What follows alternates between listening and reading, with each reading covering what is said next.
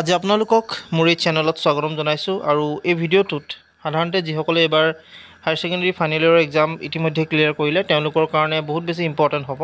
চ' আপোনালোকে ভিডিঅ'টো শেষলৈকে চাব, যিহেতু আপোনালোকে জানে আজি হায়াৰ ছেকেণ্ডেৰী ফাইনেল ইয়েৰৰ যি ৰিজাল্ট সেই ৰিজাল্ট আহিল, হয়তো আপোনালোকে সকলোৱে পালে আৰু আশা কৰিম সকলোৰে ভালেই হৈছে বুলি।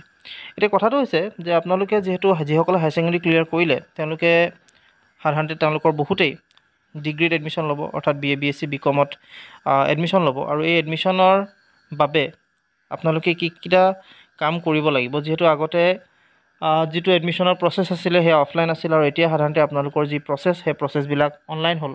আৰু আপোনালোকে প্ৰথমতেই যেতিয়া এডমিশ্যন ল'বলৈ হয়, যেনেকৈ আগতে আপোনালোকে higher secondary first year admission লওঁতে দৰ্পণ বোলা এটা পৰ্টেল আছিলে, তাত আপোনালোকে সকলোৱে নিজৰ নাম অন্তৰ্ভুক্ত কৰিছিলে, ৰেজিষ্ট্ৰেশ্যন কৰিছিলে।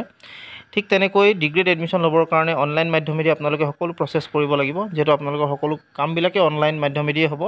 চ' ইয়াত প্ৰথমতে আহিব লাগিব আপোনালোকে সমৰ্থৰ যিটো অফিচিয়েল ৱেবছাইট, সেই সমৰ্থৰ অফিচিয়েল ৱেবছাইটত আহিব লাগিব, assamadmission.samar.ac.in এই ৱেবছাইটত। আৰু ইয়াতে আপোনালোকে প্ৰথমতে ৰেজিষ্ট্ৰেশ্যন কৰিব, তাৰপিছত প্ৰফাইল মেকিং কৰিব। 3 নম্বৰ পাৰ্টটোত আপোনালোকৰ থাকিব কলেজ ছিলেকশ্যন, তাৰপিছত কোৰ্চ ছিলেকশ্যন, এই গোটেই কামখিনি আচলতে আপোনালোকৰ থাকিব। যিহেতু আপোনালোকৰ এই ৰেজিষ্ট্ৰেশ্যনৰ যিটো প্ৰচেছ আছিলে, সেই ৰেজিষ্ট্ৰেশ্যনৰ প্ৰচেছ আপোনালোকৰ ৰিজাল্ট দিয়াৰ আগতেই ষ্টাৰ্ট হৈছিলে সমৰ্থত, আৰু তাৰ কাৰণে ইতিমধ্যে ন'টিচ দিছিল আৰু সেই ন'টিচতে আপোনালোকক উল্লেখ কৰা হৈছিল যে কেতিয়া আপোনালোকৰ এই যিটো পৰ্টেল আছে ৰেজিষ্ট্ৰেশ্যন কৰাৰ ক্ষেত্ৰত আপোনালোকৰ সকলোবিলাক ইনফৰ্মেশ্যন আগবঢ়াইছিলে। চ' সেইটো কাৰণে আপোনালোকৰ এই পৰ্টেলটো আগৰ পৰাই লাইভ হৈ আছিলে। গতিকে আপোনালোকৰ ইয়াত প্ৰথমতে আপোনালোকে এই পেজটোত আহি কিনে, এই ৱেবছাইটটোত আহি কিনে assamadmission.samar.ac.in এই ৱেবছাইটটোত আহি কিনে আপোনালোকে নিজৰ যি ৰেজিষ্ট্ৰেশ্যন আছে আৰু লগতে যিটো প্ৰফাইল মেকিং আছে সেইখিনি কৰি আপোনালোকে কোৰ্চ ছিলেকশ্যন কৰিব পাৰে। আৰু সেইখিনি কৰিবৰ কাৰণে কেনেকৈনো আপোনালোকে কৰিব পাৰে গোটেই প্ৰচেছখিনি সেয়া আপোনালোকক দেখুৱাম, যিহেতু আপোনালোকে অফলাইনভাৱে কলেজত গৈ ডাইৰেক্ট এডমিশ্যন ল'ব নোৱাৰে প্ৰথমতে যদিহে আপোনালোকে সমৰ্থত এপ্লাই নকৰে। চ' সমৰ্থত আপোনালোকে এপ্লাই কৰিব লাগিব আৰু সমৰ্থত এপ্লাই যেতিয়া ৰেজিষ্ট্ৰেশ্যন কৰিব বা আপোনালোকে প্ৰফাইল মেকিং কৰিব বা আপোনালোকে কোৰ্চ ছিলেকশ্যন কৰিব, তাত আপোনালোকৰ কিছুমান ডকুমেণ্টছৰ প্ৰয়োজন হ'ব, যেনেকৈ আপোনালোকৰ ইনকম চাৰ্টিফিকেটেই হৈ গ'ল, কাষ্ট চাৰ্টিফিকেট হৈ গ'ল, তেনেধৰণৰ যিবিলাক ডকুমেণ্টছ সাধাৰণতে আপোনালোকক লাগিব। গতিকে সেই ডকুমেণ্টছবিলাক আপোনালোকে ৰাখিব নিজৰ ওচৰত, আৰু লগতে মাৰ্কশ্বিট আছে সেইখিনি আপোনালোকে ডিজিটেল যিবিলাক মাৰ্কশ্বিট সেইখনো আপোনালোকে ডাউনলোড কৰি থ'ব পাৰে, আপোনালোকে ইয়াত আপলোড কৰিব লাগিব। চ' ইয়াত ৰেজিষ্ট্ৰেশ্যন কৰিবৰ কাৰণে কেনেকৈনো আপোনালোকে ৰেজিষ্ট্ৰেশ্যন কৰিব তাৰ বিষয়ে আপোনালোকক প্ৰথমতে দেখুৱাই লৈছোঁ। আপোনালোকে এই পেজটোত অহাৰ লগে লগে assamadmission.samar.ac.in এই ৱেবছাইটটোত অহাৰ লগে লগে ইয়াত আপোনালোকে ওপৰত দেখিছেই যে ইয়াত লিখা আছে এই ৰেজিষ্ট্ৰেশ্যনৰ প্ৰফাইল যিটো কমপ্লিটেশ্যন আছে সেইটো লাইভ হৈ আছে। কিন্তু কালিলৈকে যেতিয়া মই খুলিছিলোঁ কালিলৈকে লাইভে আছিল। আজি যেতিয়া মই চাইছোঁ ইয়াত ৰেজিষ্ট্ৰেশ্যনৰ যিটো পাৰ্ট আছে সেইটো আপোনালোকৰ ইয়াত দেখা নাপায়। মই ইয়াত যদি চাই আপোনালোকে ইয়াত 3 ডটত যদি ক্লিক কৰে তেতিয়াহ'লে আগতে ৰেজিষ্ট্ৰেশ্যনৰ পাৰ্টটো দেখাইছিলে নিউ ৰেজিষ্ট্ৰেশ্যনৰ, কিন্তু এতিয়া নাই। আপোনালোকৰ হয়তো কিবা এইটোত গ্লিচ থাকিব পাৰে, গতিকে এইটো এতিয়া লাইভ হৈ থকা নাই।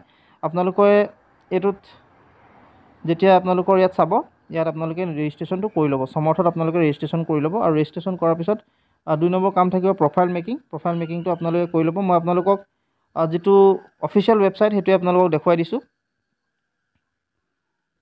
এখন হৈছে অফিচিয়েল ন'টিচ। আপোনালোকে দেখিছে পৰ্টেল অ'পেন 11 এপ্ৰিলৰ পৰাই আছিল। ইয়াত আপোনালোকক 2টা অপশ্যন দিছিলে, ৰেজিষ্ট্ৰেশ্যন আৰু প্ৰফাইল মেকিং। তাৰপিছত আপোনালোকৰ এই যিটো আছিলে এই প্ৰফাইল আৰু ৰেজিষ্ট্ৰেশ্যন সেইটো 11 এপ্ৰিলৰ পৰা ষ্টাৰ্ট হৈছিলে।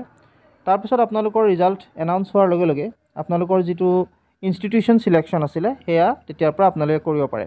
এতিয়া কথাটো হ'ল প্ৰথম ষ্টেপছটোত আছিলে আপোনালোকে ৰেজিষ্টাৰ কৰা, তাৰপিছত প্ৰফাইল মেকিং কৰা, আৰু এইটো 11 এপ্ৰিলৰ পৰা ষ্টাৰ্ট হৈছিলে। এতিয়া আপোনালোকৰ ৰিজাল্ট দিয়াৰ লগে লগে আপোনালোকে নেক্সট পাৰ্টটো অৰ্থাৎ প্ৰগ্ৰেম যিটো পাৰ্ট আছিলে প্ৰগ্ৰেম ছিলেকশ্যন, অৰ্থাৎ মেজৰ মাইনৰ কি ল'ব আপোনালোকে সেয়া ছিলেক্ট কৰিব লাগিব, যিহঁতে মেজৰ লয় লাগিলে। তাৰপিছত আপোনালোকে কলেজখন ছিলেক্ট কৰিব পাৰে, যিখন কলেজত আপোনালোকে এপ্লাই কৰিব পাৰে। লগতে আপোনালোকে কিছুমান ডকুমেণ্টছ আপলোড ইয়াত দিছিলে, ডকুমেণ্টছ আপোনালোকে কৰিব লাগিব। চ' ইয়াত আপোনালোকে ডকুমেণ্টছ হিচাপে income certificate, caste certificate, marksheet এই বস্তুবিলাক আচলতে এডমিট কাৰ্ড এইখিনি আপোনালোকে আপলোড কৰিব লাগে। আৰু এইখিনি আপলোড কৰাৰ লগে লগে আপোনালোকে সাধাৰণতে যিটো আপলোড কৰিব সেই আপলোড কৰা গোটেই বস্তুখিনি আচলতে কলেজখনত যেতিয়া এপ্লাই কৰিব আপোনালোকে কলেজত গুচি যাব। তাৰপিছত আপোনালোকে মেৰিট লিষ্ট ওলাব, মেৰিট লিষ্টৰ পিছত আপোনালোকে এডমিশ্যন ল'ব পাৰে। গতিকে এই ছিষ্টেমটোৱে আছিলে গোটেইখিনি। এতিয়া কথাটো হৈছে যদিও লাইভ আছিল মই যেতিয়া এই পেজটো চাইছোঁ আচলতে পেজটোত এতিয়া লাইভ দেখাই থকা নাই আপোনালোকে কিন্তু এইটো খুলিব অতি সোনকালে হয়তো আপোনালোকৰ কাৰণে এইটো অপেন কৰি দিব আপোনালোকে কেনেকৈ কৰিব লাগে ৰেজিষ্ট্ৰেশ্যন আৰু প্ৰফাইল মেকিং মই ভিডিঅ' অলৰেডি বনাই থৈছোঁ আপোনালোকে চেনেলত চাই ল'ব মই ডেছক্ৰিপশ্যনত লিংকটো দি দিম তাৰ পৰা আপোনালোকে চাই ল'ব পাৰে কেনেকৈ আপোনালোকে এই দুইটা প্ৰচেছ সমাপ্ত কৰিব আৰু লগতে কলেজ সিলেকশ্যন আৰু লগতে আপোনালোকৰ প্ৰফাইল যেটো প্ৰগ্ৰাম সিলেকশ্যন সেই দুটাও মই আপোনালোকক দেখুৱাই দিম বিগত সময়ত আপোনালোকে সেই তেতিয়াও চাব পাৰিব আজিলৈ আপোনালোক এইখিনি কথা জনাই এই ভিডিঅ'টো বিদায় মাগিম যিমান পাৰে আপোনালোকে ভিডিঅ'টো শ্বেয়াৰ কৰক যাতে সকলোৱে গম পায় আৰু তেওঁলোকেও এপ্লাই কৰি ৰাখিব পাৰে আজিলৈ ধন্যবাদ ইমানখিনি আপোনালোকে মনোযোগেৰে গোটেই কথাখিনি শুনাৰ বাবে